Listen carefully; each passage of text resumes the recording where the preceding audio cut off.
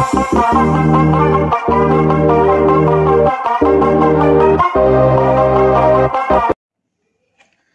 वालेकुम दोस्तों, नजीब्स official YouTube channel में खुशामदीद।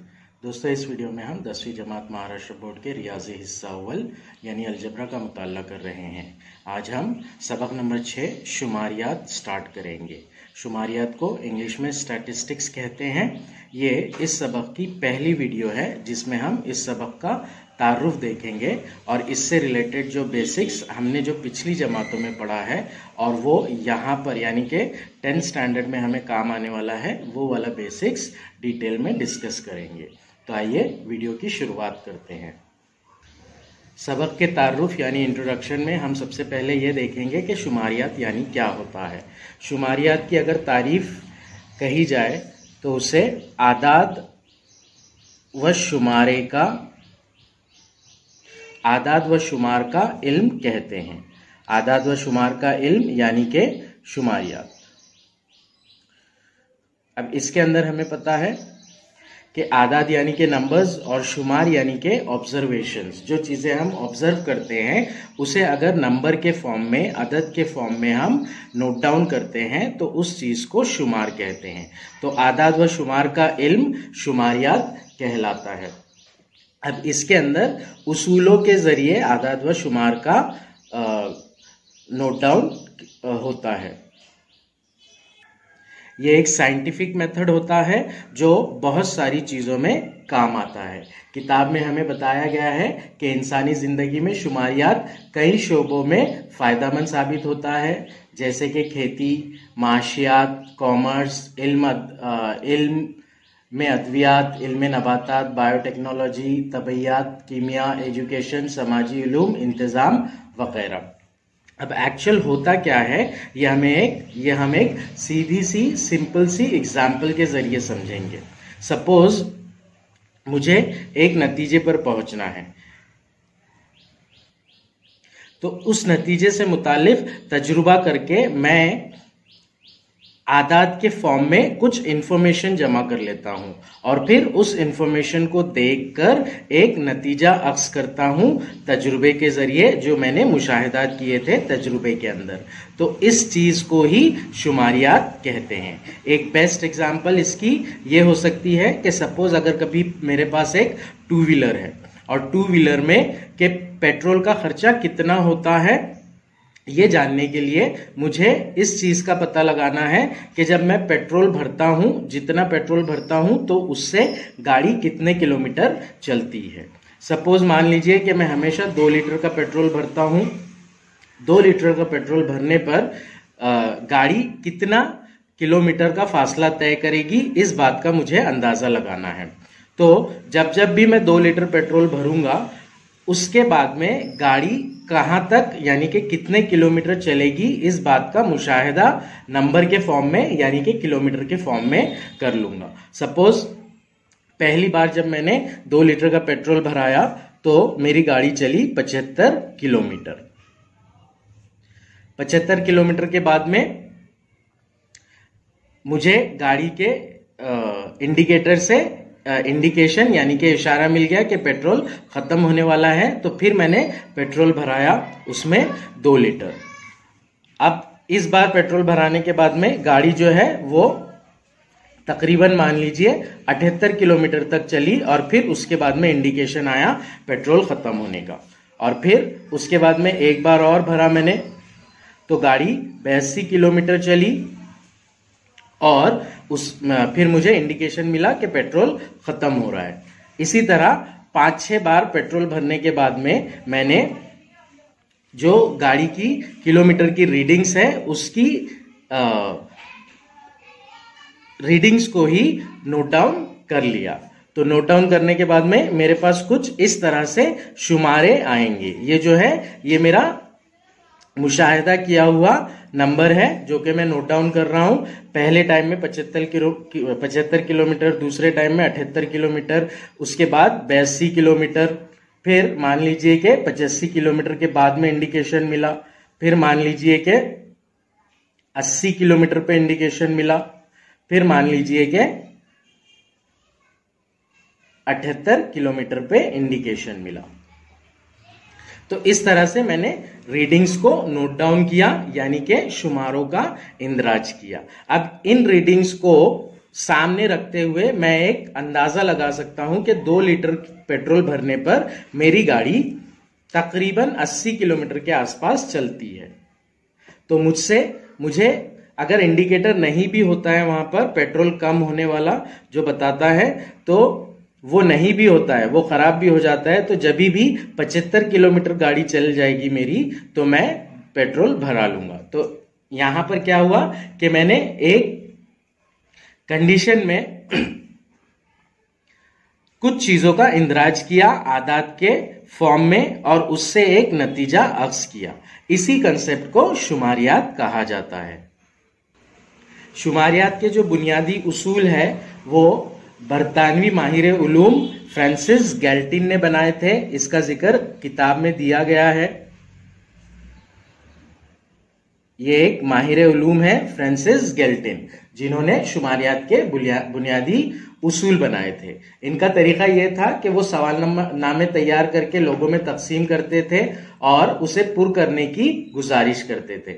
इस तरीके से उन्होंने कई लोगों से मालूमात जमा की। इनकी साबिका मालूमात, माशी हालत, पसंद नापसंद, सेहत वगैरह का बड़े पैमाने पर उन्होंने इंदराज किया इस तरीके से।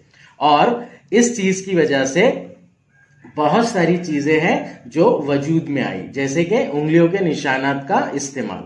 गैल्टिन ने कई लोगों के उंगलियों के निशानात की जांच करके उनकी जमातबंदी करने का तरीका डिसाइड किया।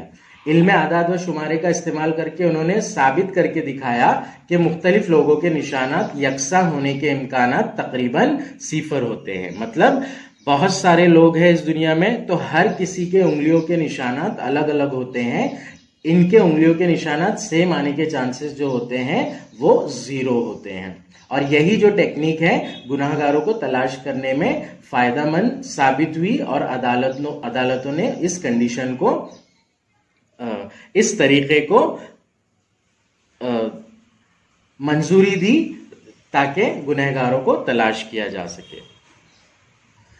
तो ये था शुमारियात, यानी कि क्या होता है, ये क्या कंसेप्ट है। अब हम इससे मुतालिक अहम चीजें जो है वो समझेंगे। उसमें सबसे पहला जो कंसेप्ट है वो मरकजी रुझान की पैमाइश है।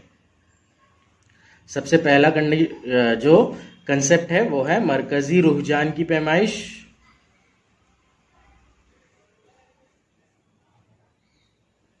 इंग्लिश में इसे हम मेजर ऑफ सेंट्रल टेंडेंसी कहते हैं।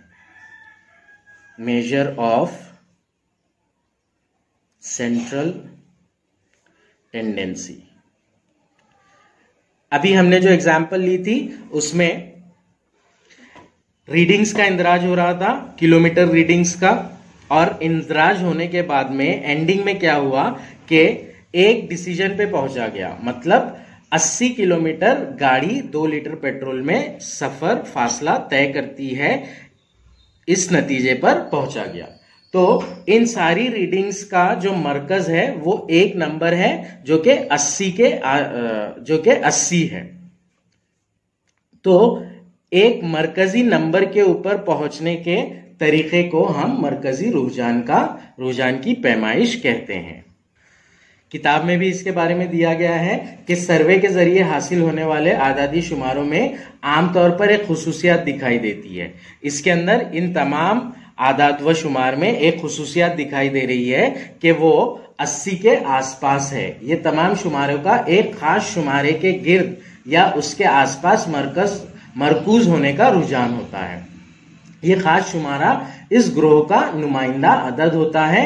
इसी अदद को मरकजी रुझान की पैमाइश कहते हैं। अब इस एग्जाम्पल में अगर हम मान लेते हैं कि 80 किलोमीटर के आसपास गाड़ी चलेगी 2 लीटर पेट्रोल में, तो इस डेटा की, इस मालूमात की जो मरकजी रुझान की पैमाइश होगी वो होगी 80 किलोमीटर। मरकजी रुझान की पैमाइश जब हम करते हैं तो हम मुख्तलिफ चीजें कैलकुलेट करते हैं जो कि है मेयानिया, वस्तानिया और कसीरिया। स्टार्टिंग पॉइंट पार्ट में यानी कि 6.1 6.2 में हमें मियानिया, वस्तानिया और कसीरिया के ही सवालात हल करने हैं।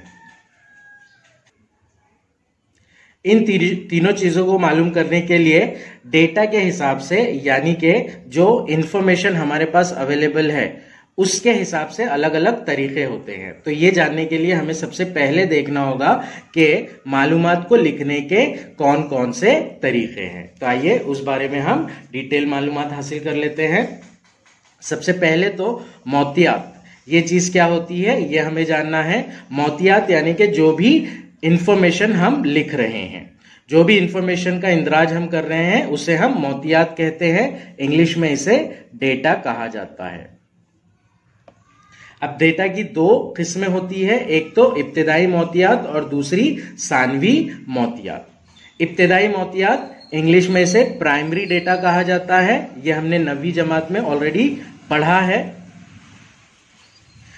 प्राइमरी डेटा यानी कि इब्तिदाई मोतियात ऐसा डेटा होता है जो खुद से किया जाता है कलेक्ट, जो खुद से जमा किया जाता है।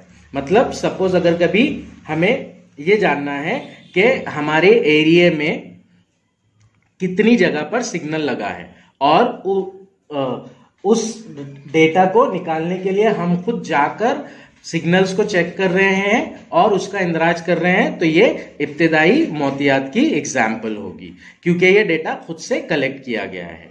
अब इसके बरक्स दूसरी किस्म होती है डेटा की, मोतियात की, जो कि है सानवी मोतियात। इसे इंग्लिश में हम सेकेंडरी डेटा कहते हैं।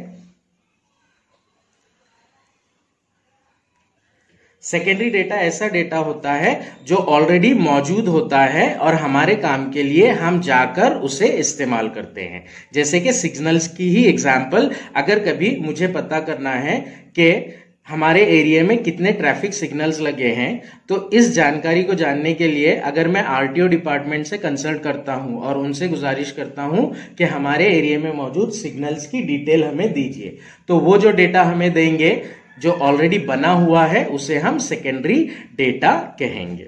ये हमने 9वीं जमात में ऑलरेडी पढ़ लिया है।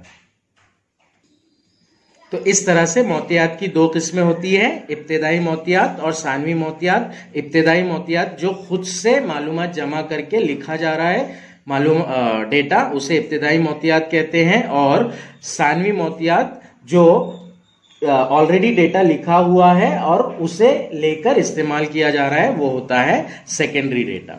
अब इसके लिखने के तरीके होते हैं मोतियात के, उसे हम मोतियात की जमातबंदी कहते हैं, क्लासिफिकेशन ऑफ डेटा जिसे बोला जाता है।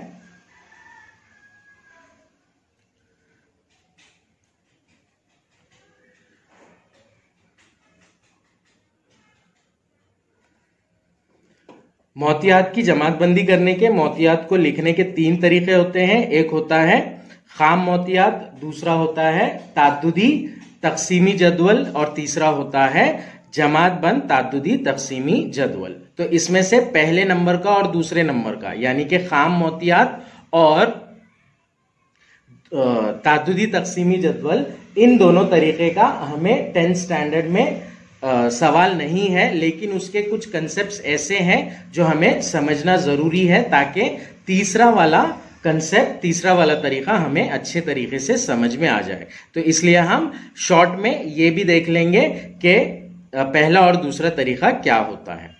सबसे पहला वाला है खाम मोतियात, जिसे हम इंग्लिश में रॉ डेटा कहते हैं। रॉ डेटा यानी कि कोई भी टॉपिक पर अगर आपको मालूमात हासिल करना है तो उस मालूमात को डायरेक्ट लिस्ट के फॉर्म में लिखना, ये खाम मोतियात का तरीका होता है, जमातबंदी का पहला तरीका। सपोज मान लीजिए 10वीं जमात के 40 तलबा है, उनकी ऊंचाई का डेटा हमें बनाना है, उनकी ऊंचाई का मोतियात हमें बनाना है। ऊंचाई हम सेंटीमीटर में गिनेंगे। तो यहां पर क्या किया जाएगा, अगर खाम मोतियात के तरीके से हम डेटा कलेक्शन कर रहे हैं तो हर स्टूडेंट को बुलाकर उनकी हाइट सेंटीमीटर में नापी जाएगी और इंदराज किया जाएगा। ये पहला स्टूडेंट की हाइट 161 सेंटीमीटर, दूसरे स्टूडेंट की हाइट 150 सेंटीमीटर, तीसरे स्टूडेंट की हाइट 154 सेंटीमीटर, चौथे स्टूडेंट की हाइट 155 सेंटीमीटर। इसी तरह पूरे 40 स्टूडेंट्स की हाइट को मेजर किया जाएगा और उसे लिस्ट के फॉर्म में लिख दिया जाएगा। यह होता है खाम मोहतियात। मोहतियात को लिखने का दूसरा तरीका यानी कि मोहतियात की जमातबंदी का दूसरा तरीका जो है वो ताद्दुदी तकसीमी जदवल का तरीका है। इसमें हम जदवल के फॉर्म में डेटा को लिखते हैं। अब यहां पर मान लीजिए हमें हाइट का इंदराज करना है। तो इससे पहले हमने स्टूडेंट को बुलाया था और हर स्टूडेंट की हाइट को नापकर वो डेटा लिखा था। हर स्टूडेंट के लिए इंडिविजुअल हाइट्स लिखी हुई थी। इस तरीके में यह होता है कि हम हाइट को पकड़ के स्टूडेंट्स कितने हैं वो देखेंगे। तो इसमें सबसे पहले हम ये डिसाइड करेंगे कि सबसे कम हाइट वाले स्टूडेंट्स कौन से हैं। जब हम इस डेटा में देखेंगे यहां पर, तो हमें यहां पर दिखाई देगा कि सबसे कम हाइट वाला स्टूडेंट 150 सेंटीमीटर वाला स्टूडेंट है। तो हम 150 से स्टार्ट करेंगे। तो जो पहला कॉलम रहेगा वो ऊंचाई रहेगा, इसे हम सेंटीमीटर में लिखेंगे 150। दूसरा जो रहेगा वो शुमारियाती निशान का रहेगा। तीसरा जो कॉलम रहेगा वो तुलबा की तादाद, मतलब 150 सेंटीमीटर ऊंचाई वाले कितने तुलबा है हमें ये काउंट करना होगा यहां पर। तो हम देखेंगे यहां पर 150 सेंटीमीटर वाले, दूसरा स्टूडेंट, फिर ये वाला स्टूडेंट, यानी कि 2 स्टूडेंट हो गए। तो शुमारियाती निशान में हम इस तरह से 2 निशान लगा देंगे।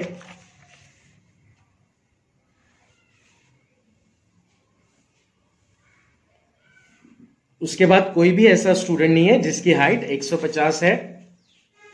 तो 150 सेंटीमीटर हाइट वाले टोटल 2 स्टूडेंट हैं, उनकी तादाद यहां पर लिख देंगे, तुलबा की तादाद। इसी तरह से हम 151, 152, 153, 154, 155, 156 इस तरह से हाइट लेंगे पहले और फिर वो उस हाइट वाले कितने स्टूडेंट्स हैं उसे टेबल में लिख लेंगे। तो ये जो होता है इसे हम ताद्दुदी तकसीम की जदवल कहते हैं। इसके अंदर जो ऑब्जर्वेशन होता है, ऑब्जर्वेशन को लिया जाता है और उस ऑब्जर्वेशन से रिलेटेड कंपोनेंट यानी कि तुलबा कितने हैं उनकी तादाद को इंदराज किया जाता है। तो इस तरह से पहले कॉलम में जो टोटल हाइट्स के ऑब्जर्वेशंस है, शुमारे हैं, वो लिख दिए जाएंगे पहले 150 से लेकर 151, 152, 153, 154, 156 से लेकर जो लास्ट हाइट वाला ऑब्जर्वेशन है 172 सेंटीमीटर का, वहां तक लिख दिए जाएंगे। और फिर इसमें देखा जाएगा कि 151 सेंटीमीटर वाले तुलबा कितने हैं, 152 सेंटीमीटर वाले तुलबा कितने हैं, 153 सेंटीमीटर वाले तुलबा कितने हैं, इसी तरह से 172 सेंटीमीटर वाले तुलबा कितने हैं ये चेक किया जाएगा।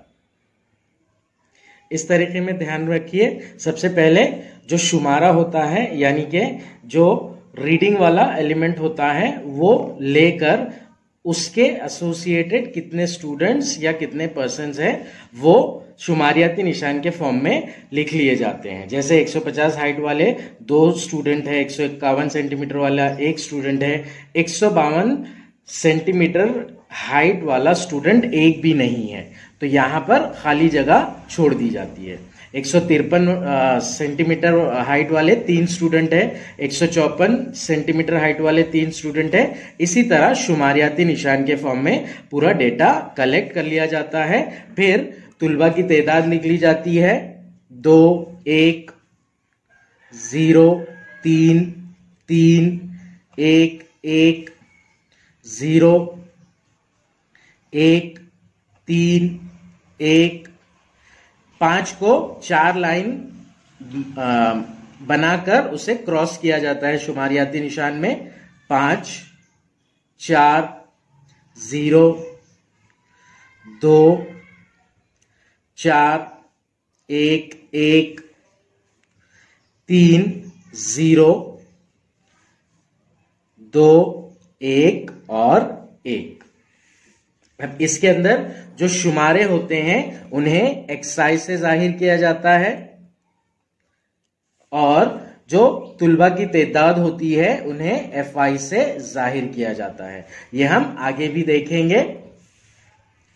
अब यहां पर तुलबा की तादाद अगर इसको हम काउंट करेंगे तो टोटल हमारा 40 आना जरूरी है, क्योंकि 40 तुलबा है, इसलिए कैपिटल एन की वैल्यू 40 आना जरूरी है। तो इस तरह से ताद्दुदी तकसीम की जदवल ये दूसरे नंबर का तरीका होता है। अब इसके बाद में जो तरीका है जमात बंद ताद्दुदी तकसीम की जदवल, तो ये जो तरीका है एक्चुअली ये हमें 10th स्टैंडर्ड में फॉलो करना है। इसका बेसिक्स हमने 9th स्टैंडर्ड में सब सीख लिए हैं, उसी को हम रिवाइज करेंगे अभी थोड़ी देर में। मोतियात को लिखने का तीसरे नंबर का तरीका जमात बंद ताद्दुदी तकसीमी जदवल। ये ताद्दुदी तकसीमी जदवल में एडिशन हो जाता है जमात बंद। इस वर्ड पर हमें गौर करना है इस तरीके को समझने के लिए। जमात बंद यानी कि ग्रुप्ड वाला, ग्रुप वाला। अब हमने ताद्दुदी तकसीमी जदवल में क्या किया था, ऑब्जर्वेशंस को लिया था 150, 151, 152, 153, इस तरह से ऑब्जर्वेशन को लिया था। तो जमात बंद ताद्दुदी तकसीमी जदवल में हम क्या करेंगे, ऑब्जर्वेशंस को ही लेंगे पहले, लेकिन उनको ग्रुप में लेंगे, उनकी जमात बंदी करके लेंगे, मतलब उनकी एक जमात बना देंगे। जैसे कि यहां पर 150 से लेकर 172 तक के ऑब्जर्वेशंस दिए गए हैं। तो इन ऑब्जर्वेशन को हम ग्रुप फॉर्म में ले लेंगे, मतलब पहला ग्रुप ले लेंगे सपोज 150 से लेकर 155 तक, दूसरा ग्रुप ले लेंगे 155 से लेकर 160 तक, तीसरा ग्रुप ले लेंगे 160 से लेकर 165 तक, चौथा ग्रुप ले लेंगे 166 से लेकर 170 तक। तो इस तरह से ग्रुप फॉर्म में हम ऑब्जर्वेशंस लेंगे, इसे ही हम जमात बंद ताद्दुदी तकसीम की जदवल कहते हैं। अब इस फॉर्म में भी, इस तरीके में भी दो तरीके होते हैं। पहला तरीका होता है मशमूली तरीका, जिसे गैर मुसलसिल तरीका कहते हैं, और दूसरा तरीका होता है गैर मशमूली तरीका, जिसे मुस्तशनाई तरीका कहते हैं। मशमूली तरीका यानी कि हम जो ग्रुपिंग करेंगे वो गैर मुसलसिल करेंगे, तो इसे हम गैर मुसलसिल जमात का तरीका भी कहते हैं। और गैर मशमूली तरीका यानी कि मुस्तशनाई तरीका, इसे हम मुसलसिल जमात का तरीका कहते हैं। अब मुसलसिल जमात का तरीका और गैर मुसलसिल जमात का तरीका मतलब क्या, कि इसके अंदर जो जमातें होंगी वो कंटिन्यूअस होंगी। जैसे कि मैंने यहां पे कहा था 150 से लेकर 155, ये पहला ग्रुप, ये पहली जमात, दूसरी जमात 155 से लेकर 160, तीसरी जमात 160 से लेकर 165। तो ये जो ग्रुप्स बन रहे हैं ये कंटिन्यूअस बन रहे हैं, तो इसे हम मुसलसिल जमात का तरीका, इंग्लिश में एक्सक्लूसिव मेथड और उर्दू में गैर मशमूली तरीका या मुस्तशनाई तरीका कहते हैं। तो एक कॉलम में यहां पर जमात लिखी जाती है और दूसरे कॉलम में ताद्दुद लिखा जाता है। जमातें बनाने के तरीके में अगर हम मुसलसिल जमात ले रहे हैं तो हमें जो जमातें बनाना पड़ेगी वो कंटिन्यूअस, मतलब इस तरह से बनाना पड़ेगी। 150 से लेकर 155 की पहली जमात, 155 से लेकर 160 की दूसरी जमात, 160 से लेकर 165 की तीसरी जमात, 165 से लेकर 170 की चौथी जमात और 170 से लेकर 175 की पांचवी जमात। अब ये जमातें बनाने के लिए हमें जो सबसे कम कीमत वाला ऑब्जर्वेशन होता है वो देखना होता है, और जो सबसे ज्यादा कीमत वाला ऑब्जर्वेशन होता है और वो देखना होता है। डेटा को देखकर ही हम आइडेंटिफाई कर सकते हैं, हम ये डिसाइड कर सकते हैं कि जमात कितनी बड़ी या कितनी छोटी बनाना है, वो अभी हम देखेंगे। तो इस तरह से ये जो होंगी ये सारी मुसलसिल जमातें होंगी, और अगर कभी इसे हमें डिसकंटिन्यूअस क्लासेस में बनाना है, गैर मुसलसिल जमात में बनाना है, यानी कि मशमूली तरीके से बनाना है, तो हम जमातें कुछ इस तरह से लेंगे। 150 से लेकर 154, फिर 155 से लेकर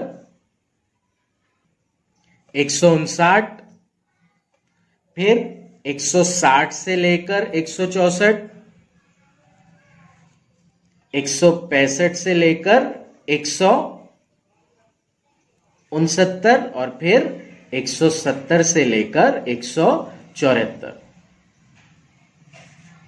तो ये दो तरीके होते हैं, ये हमें अच्छे से ध्यान में रखना है, क्योंकि बहुत सारे सवालात ऐसे हैं जिसमें हमें मुसलसिल जमात में लेकर ही सवाल हल करना होता है। और सवाल अगर कभी दिया जाता है गैर मुसलसिल जमात में, तो उसे पहले हमें मुसलसिल जमात में कन्वर्ट करना होता है और फिर सवाल को हल करना होता है। तो आइए अब इसको हम डेटा बना लेंगे पूरा। अब यहां पर हमने जमातें बना ली, 150 से 155 की एक जमात, 155 से 160 की एक जमात, 160 से 165 की एक जमात, 165 से 170 की एक जमात, 170 से 175 की एक जमात। ये ऐसी 5 जमातें हो गई। यहां पर मुसलसिल जमात में ताद्दुद लिखने के लिए, इंदराज करने के लिए हमें यह ध्यान में रखना होता है कि इस वाली जमात में, यानी कि 150 से लेके 155 की जमात में ऊपर जो ऊपरी हद जो दी गई है 155 की, उसे हम कंसीडर नहीं करते हैं। तो यहां पर हम सिर्फ 150 से लेकर 154 तक की रीडिंग्स ऑब्जर्वेशंस लेंगे। यहां पर हम 155 से लेकर 169 तक, 159 तक की रीडिंग्स और ऑब्जर्वेशंस लेंगे। 160 से 165 की जमात में हम 160 से लेकर 164 वाली ऑब्जर्वेशंस लेंगे, और यहां पर 165 से लेकर 169 तक की ऑब्जर्वेशंस, यहां पर 170 से लेकर 174 तक की ऑब्जर्वेशन। तो अब हम 1 बाय 1 देखेंगे डेटा को लेकर हमारे के कौन से डेटा में, कौन सी क्लास में कितने स्टूडेंट्स आते हैं। पहली जमात है हमारी 150 से लेकर 155। तो हमें 150 से लेकर 154 इस हाइट वाले स्टूडेंट्स को गिनना है। तो हम गिनना स्टार्ट करेंगे। 1, 2, 155 इसमें नहीं आएगा, ये बात हमें बहुत अच्छे तरीके से याद रखना है। 3, 4, 5, 6, 7, 8 और 153 वाला लास्ट यानी कि 9। तो ऐसे स्टूडेंट्स 9 हैं जिनकी हाइट्स 150 सेंटीमीटर से 154 सेंटीमीटर के दरमियान है। 150 सेंटीमीटर से 154 सेंटीमीटर तक है, ऐसे 9 स्टूडेंट्स हैं। अब हम 155 से लेके 160 की ग्रुप में देखेंगे कि 155 से 160 सेंटीमीटर हाइट कितने स्टूडेंट्स की है। तो यहां पर हमें 155, 156, 157, 158 और 159 हाइट वाले स्टूडेंट्स को ही काउंट करना पड़ेगा। 155 एक,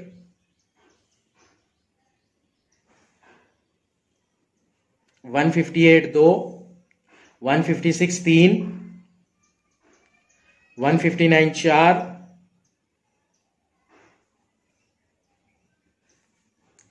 159 5 और 159 6। तो ऐसे स्टूडेंट्स 6 हैं जिनकी हाइट 155 से लेकर 159 के बीच में है। तो इसी तरह से हम बाकी सारी रीडिंग्स का भी कैलकुलेट काउंटिंग कर लेंगे। ऐसे स्टूडेंट जिनकी हाइट 160 से लेकर 164 के बीच में है वो 12 स्टूडेंट्स हैं। 165 से लेकर 169 सेंटीमीटर जिसकी हाइट है, ऐसे स्टूडेंट्स 9 स्टूडेंट्स हैं। और 170 से लेकर 174 सेंटीमीटर की हाइट वाले स्टूडेंट्स 4 स्टूडेंट हैं। तो इस तरह से ये मुसलसिल जमात का जमात बंद तादुदी तकसीम का जदवल बनता है। अब यहां पर हमें डायरेक्ट लेना है 150 से लेकर 154 जिसकी हाइट है वो स्टूडेंट्स 9 है, हमने यहां पर काउंट कर लिया था। 155 से लेकर 159 तक 6, 160 से लेकर 164 तक 12 स्टूडेंट, 165 से लेकर 169 तक 9 स्टूडेंट और 170 से लेकर 174 तक ऐसे 4 स्टूडेंट है। टोटल स्टूडेंट्स 4 हैं, तो ये जो एडिशन है ताद्दुद का जमा वो 40 ही आना जरूरी है। अगर ये 40 नहीं आ रहा है मतलब काउंटिंग में कहीं पर हमारी मिस्टेक हुई है। तो इस तरह से हम जमात बंद ताद्दुदी तकसीम का जदवल बनाते हैं।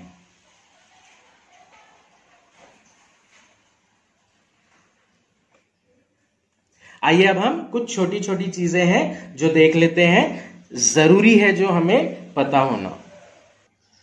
इल्म शुमारियात की बुनियादी इस्तिलाहात, सबसे पहला है जमात जिसे हम इंग्लिश में क्लास कहते हैं। अभी हमने देखा कि डेटा में जो ऑब्जर्वेशंस होते हैं, ऑब्जर्वेशन के कुछ ग्रुप्स बना लिए जाते हैं, उन ग्रुप्स को जमात कहा जाता है। 0 से 10 का, 10 से 20 का, 20 से 30 का, ये अलग अलग जमातें हैं एक डेटा की। उसके बाद वाला पॉइंट है जमात की हदें। हदें यानी कि उसकी लिमिट्स ऑफ क्लास।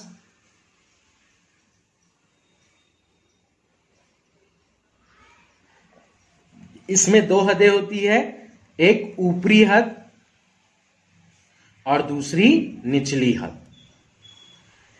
ऊपरी हद को इंग्लिश में अपर क्लास लिमिट कहा जाता है और निचली हद को इंग्लिश में लोअर क्लास लिमिट कहा जाता है। पहली क्लास 0 से लेकर 10 जो है, इसमें ऊपरी हद 10 है। दूसरी क्लास में ऊपरी हद 20 है। तीसरी क्लास में ऊपरी हद 30 है। यह है ऊपरी हदें इन जमातों की। निचली हद यानी कि लोअर क्लास लिमिट, पहली क्लास की लोअर क्लास लिमिट 0 है, दूसरी क्लास की लोअर क्लास लिमिट 10 है और तीसरी क्लास की लोअर क्लास लिमिट 20 है।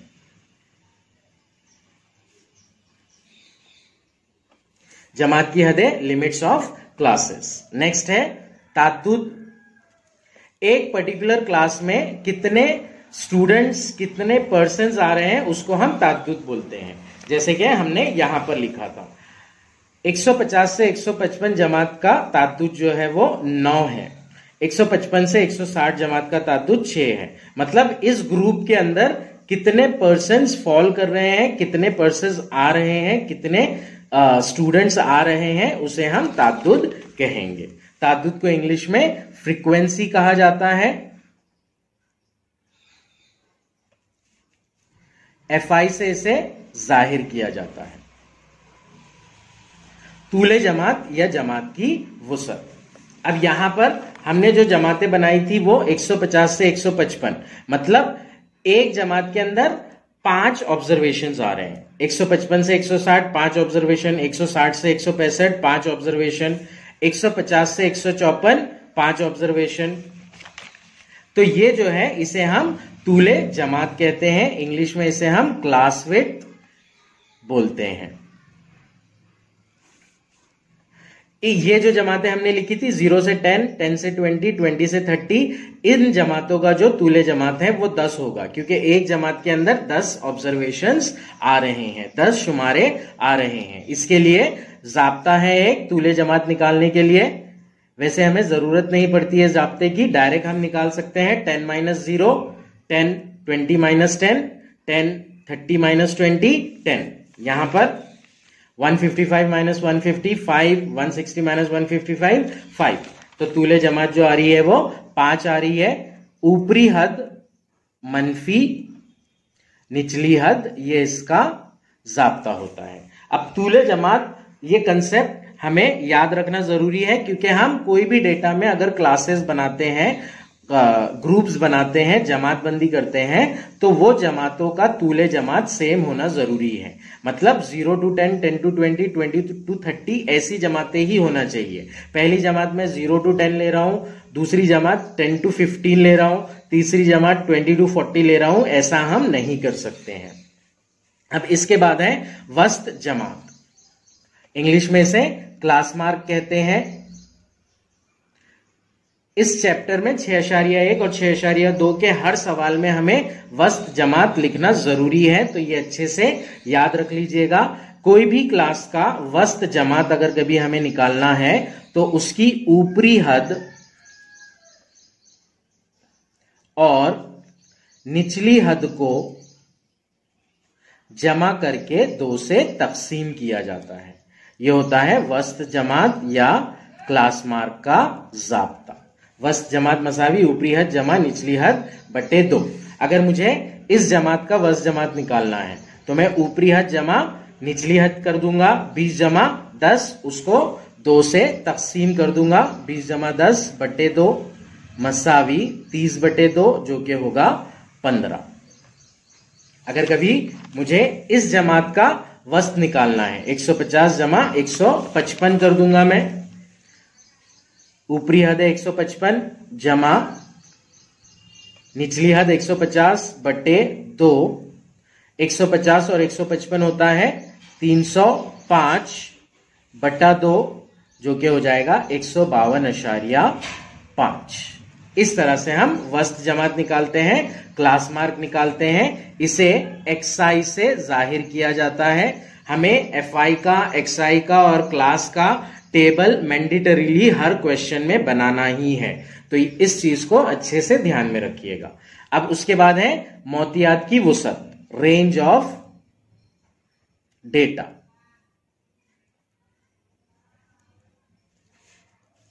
मोतियात की वुसअत यानी कि उसकी रेंज कितनी है, तो इसके लिए हम सबसे कम कीमत वाला ऑब्जर्वेशन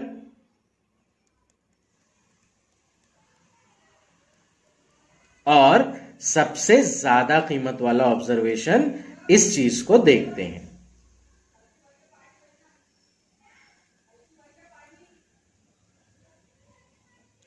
अब जैसे यहां पर क्लासेस बनाई थी हमने, तो यहां पर 0 से 30 मोतियात की वुसअत है, 0 से लेकर 30 तक, क्योंकि सबसे कम कीमत वाला शुमारा 0 है और सबसे ज्यादा कीमत वाला शुमारा 30 है। तो इस ऑब्जर्वेशन, इन जमातों के लिए मोतियात की जो वुसअत है वो 0 से 30 के दरमियान है।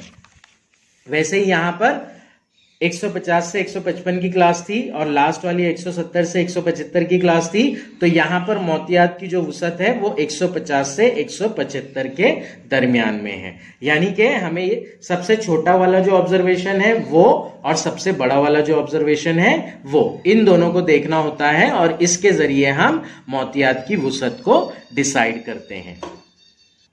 आइए एक सबसे इंपॉर्टेंट चीज हम देख लेते हैं। यहां पर बहुत सारे सवालात में हमें गैर मुसलसिल जमातें दी जाती है और उन्हें हमें मुसलसिल जमातों में कन्वर्ट करना होता है, तो वो हम कैसे करेंगे। तो एक मिसाल ले लेंगे हम, गैर मुसलसिल जमात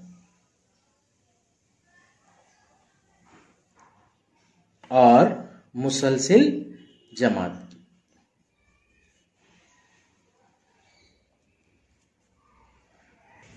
फर्ज कीजिए हमें जमातें दी गई है 0 से 9, 10 से 19, 20 से 29, 30 से 39 और 40 से 49। ये हमें गैर मुसलसिल जमातें दी गई है, इन्हें हमें मुसलसिल जमात में कन्वर्ट करना है, ये सीखना है। तो यहां पर हम क्या करेंगे, पहली जमात और दूसरी जमात को देख लेंगे या फिर दूसरी जमात और तीसरी जमात को देख लेंगे।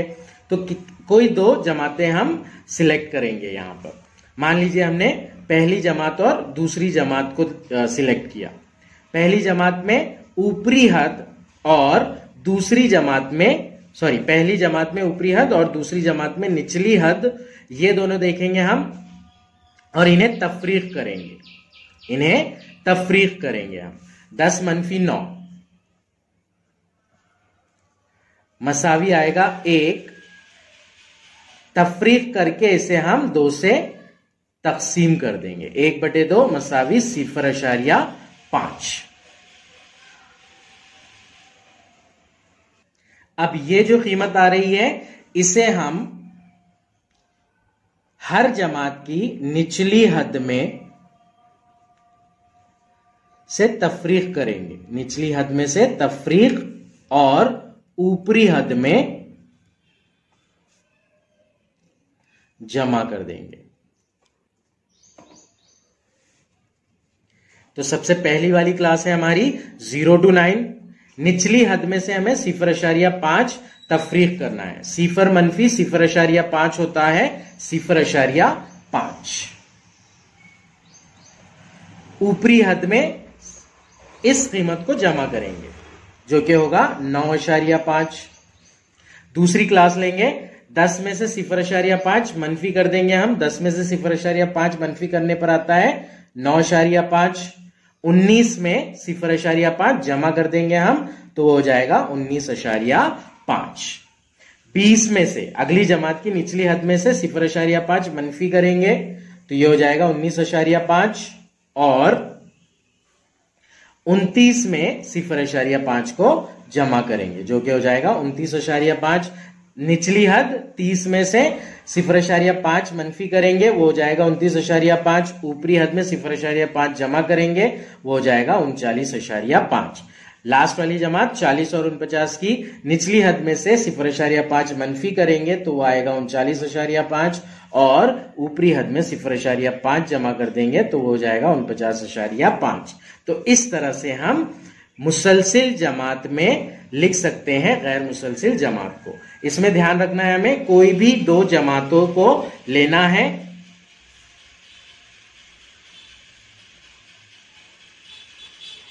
कोई भी 2 जमातों को लेना है।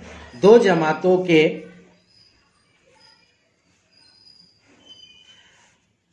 पहली जमात की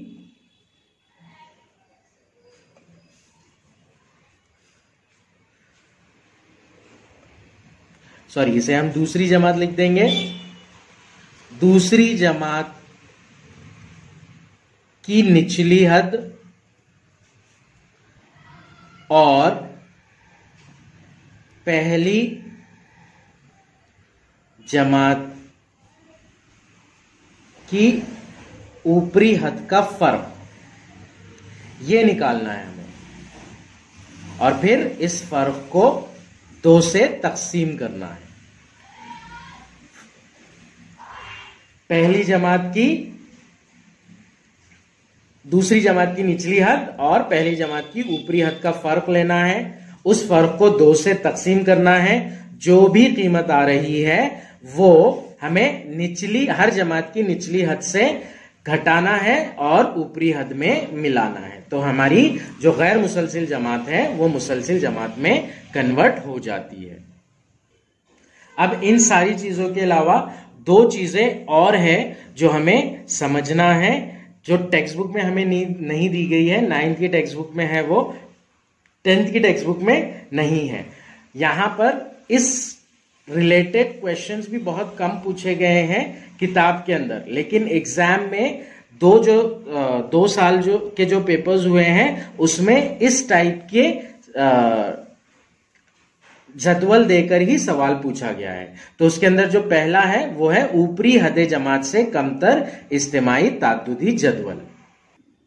आइए इस कंसेप्ट को अच्छे से समझ लेते हैं हम। ऊपरी हद जमात से कमतर इज्तिमाई ताद्दुदी जदवल, इसके लिए एक मिसाल ले लेंगे हम। फर्ज कीजिए 20 मार्क का एक टेस्ट हुआ क्लास में, तो बच्चों को अलग अलग मार्क्स मिलेंगे 0 से लेके 20 के अंदर। तो हम इसके लिए 4 जमातें बना लेंगे। क्लासेस 0 से 5 की एक क्लास, मतलब 0 से 5 तक, 0 से 4 तक जितने बच्चों को मार्क्स मिले वो इसमें आएंगे। 5 से 10 इसमें, 5 से 9 तक जिनको मार्क्स मिले वो आएंगे। 10 से 15 इसमें, 10 से 14 जितने बच्चों को मार्क्स मिले वो आएंगे, और बाकी के 15 से 20 वाली क्लास में आ जाएंगे। अब इसकी फ्रीक्वेंसी ले लेते हैं हम FI। सपोज 0 से 5 12 बच्चों को मार्क्स मिले, 5 से 10 15 बच्चों को मार्क्स मिले, 10 से 15 13 बच्चों को मार्क्स मिले, और 15 से 20 के बीच में 5 बच्चों को मार्क्स मिले। तो इस तरह से 45 स्टूडेंट्स हैं जिनके मार्क्स ऐसे हैं। 0 से 4 जो मार्क्स है वो 12 बच्चों को मिले हैं, 5 से 9 15 बच्चों को, इसी तरह से पूरी क्लासेस है।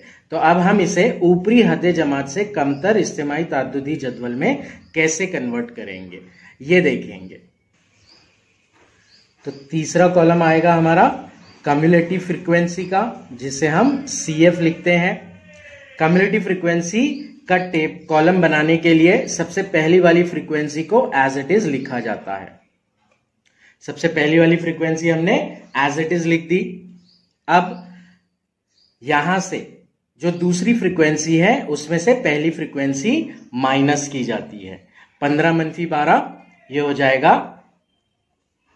3। फिर 13 यहां पर सबसे पहले कम्युलेटिव फ्रीक्वेंसी में ये वाली फ्रीक्वेंसी एज इट इज लिख ली जाती है 12 वाली, और फिर क्रॉस में इस तरीके से ऐड किया जाता है। 12 और 15 को ऐड करेंगे हम तो दूसरी क्लास की कम्युलेटिव फ्रीक्वेंसी 27 हो जाएगी। फिर 27 और 13 को ऐड करेंगे हम तो तीसरी क्लास की फ्रीक्वेंसी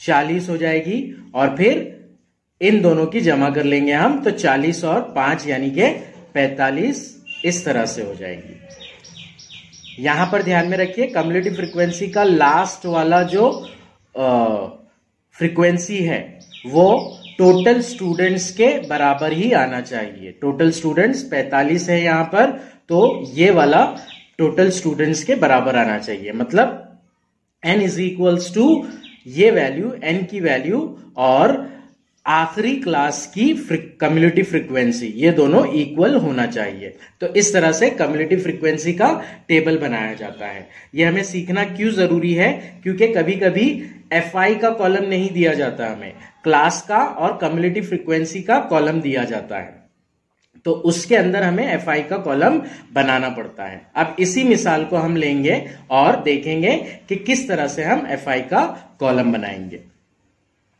क्लास का कॉलम है सबसे पहले 0 से 5 की क्लास, 5 से 10 की क्लास, 10 से 15 की क्लास और 15 से 20 की क्लास।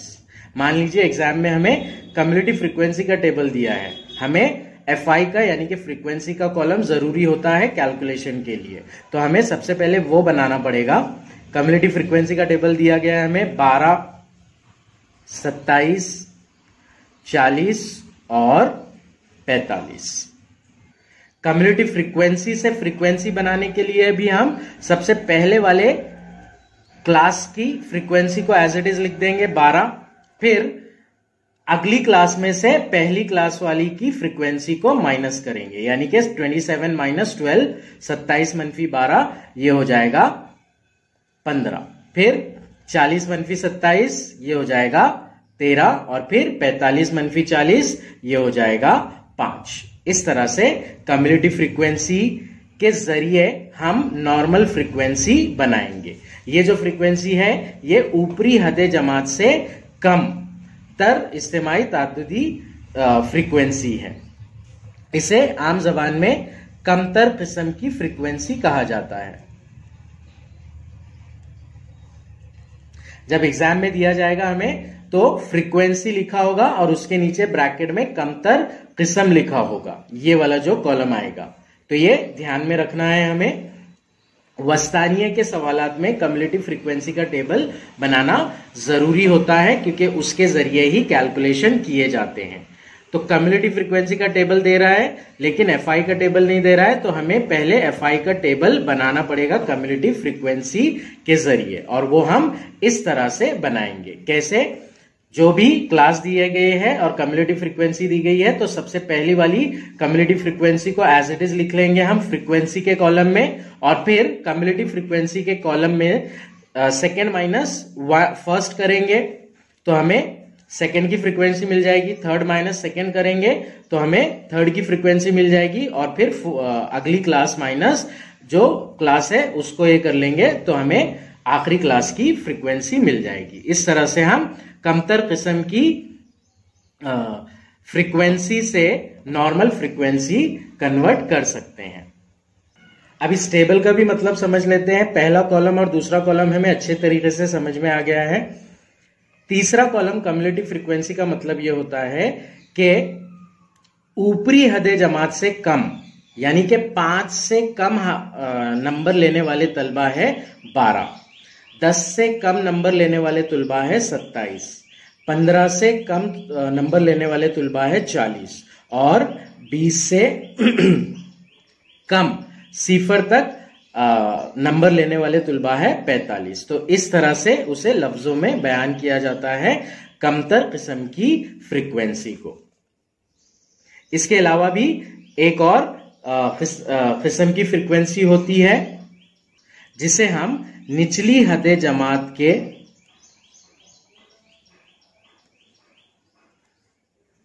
मसावी या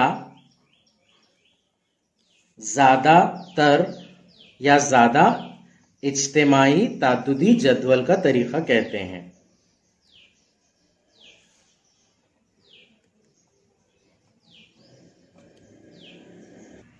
आमतौर पर इसे से ज्यादा किस्म का जदवल कहा जाता है। जिस तरह कमतर किस्म कम्युलेटिव फ्रीक्वेंसी को बोला जाता है, ऊपरी हदे जमात से कम वाली फ्रीक्वेंसी को निचली हदे जमात के मसावी या ज्यादा, इसे शॉर्ट में से ज्यादा किस्म की ताद्दुदी जदवल कहा जाता है। सेम एग्जांपल ले लेंगे हम। क्लास 0 से 5, 5 से 10, 10 से 15 और 15 से 20 की नॉर्मल फ्रीक्वेंसी जो दी गई है वो लिख लेंगे हम यहां पर। FI इज इक्वल्स टू 12, 15, 13 और 5। अब हमें से ज्यादा किस्म की फ्रीक्वेंसी निकालना है। इसे हम मोर देन टाइप कम्युलेटिव फ्रीक्वेंसी बोलते हैं।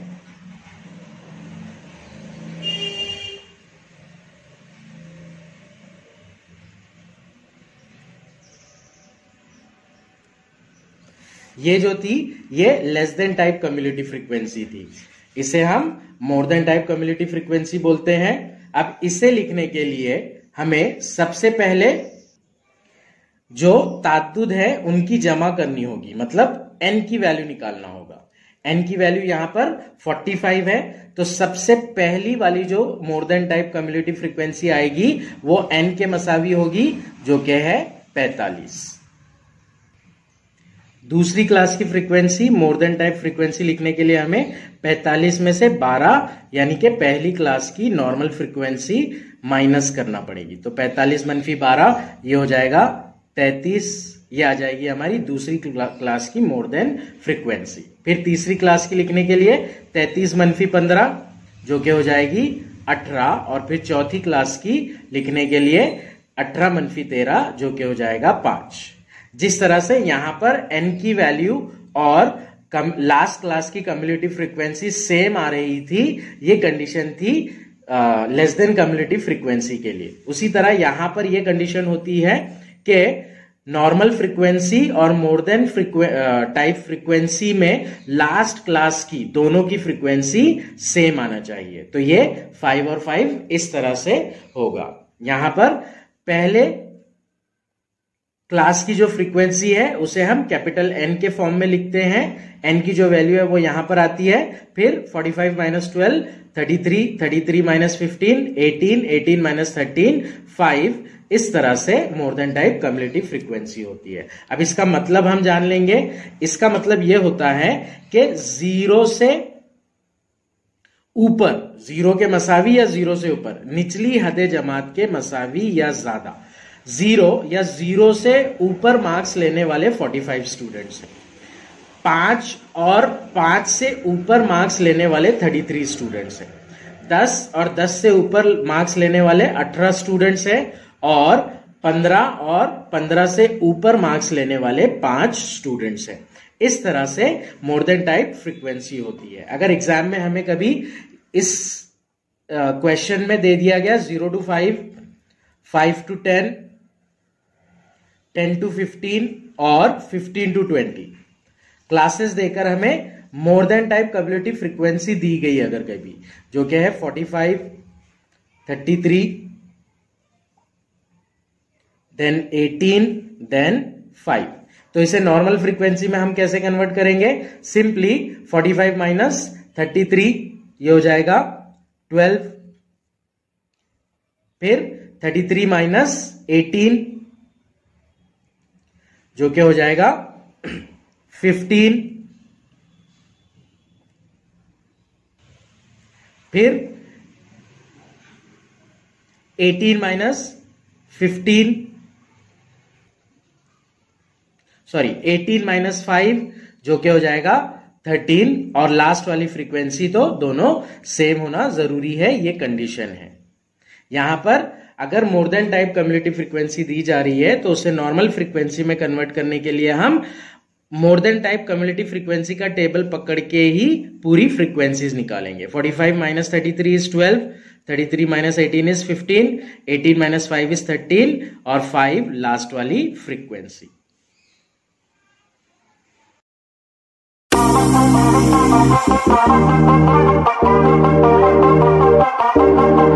Thank you.